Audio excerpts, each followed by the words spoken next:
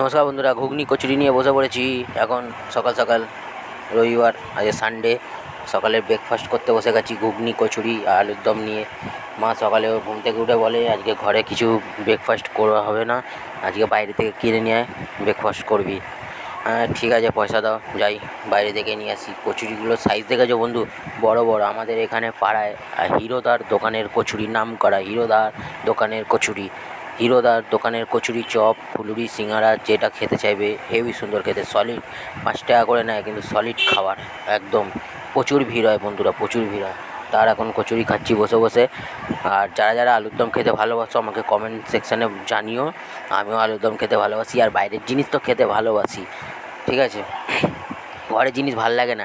কখনো মা বলবে মুড়ি দিয়ে চচ্চড়ি খা, কখনো বলে ঘুগনি মুড়ি খা, কখনো ঘুগনি রুটি খা। আমার ঘরের খাবার একদম ভালো লাগে না, আমার বাইরের খাবার একদম সলিড লাগে। দেখো এখন একটা বড় সড়ো